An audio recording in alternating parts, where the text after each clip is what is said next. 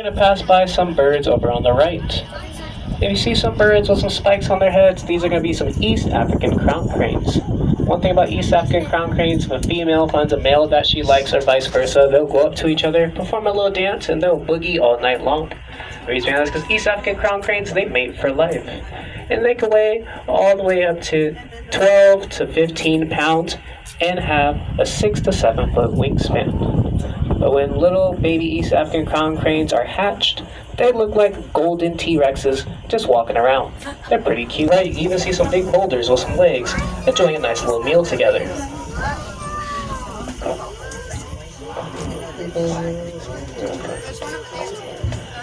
Now I'm going to give you guys a chance to go ahead and stand up. You can't see already, but they're just over on the back right. Now those are going to be our southern white rhinos hanging out in the Nikita Khan Rhino Rescue Center. Now those rhinos you see are going to be some females, and they're going to have a very important job in the near future, because they're going to be some surrogate mothers, so unfortunately they extinct. Now here at Safari Park we give our animals a choice and control whether they want to take a dip into the pool or to hang out underneath the shade. Looks like no one's having a pool party today, so let's head on over to see what they're up to. Okay.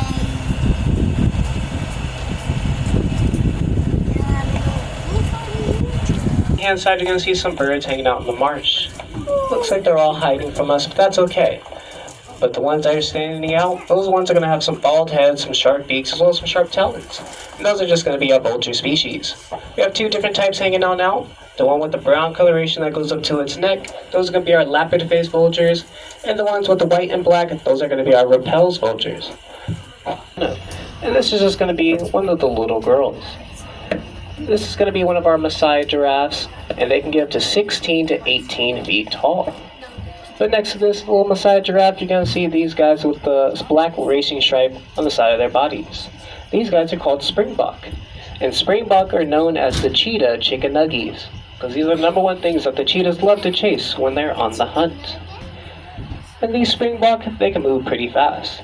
They can go about 40 miles per hour, and they can maintain that speed all the way up to 5 minutes. So when they are being chased by a cheetah, one springbok will actually jump into that chase, push its friend out the way, and let the cheetah chase itself. Talk about a good friendship right there. And just in their name, springbok means to jump with joy. As we keep moving along, I want you guys to notice all these trees we're about to pass by. These trees look like they are trimmed and cut at a nice perfect angle. What if I told you we do not have any gardeners or any arborists or any horticulture team that goes out and does these trimmings? Our natural cutters, the Maasai giraffes, the ones with the long necks, they do just that. They reach all the way up to the top and use their long prehensile tongue to grab whatever they can find up top and pull it on down and enjoy a nice little snack. But one of these Maasai giraffes is going to be different from the rest. He's going to be a little bit taller, a little bit darker, and in my opinion, he's going to be more handsome. Because right here, hanging out right next to us, underneath the trees, this is going to be a tall, dark, and handsome boy, and his name is Gohan. One thing about Gohan, he's almost 18 feet tall.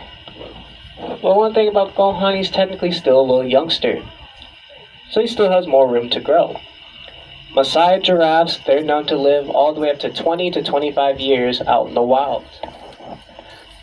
But since Gohan is only 9, some of the care specialists think he hasn't hit his growth spurt just yet.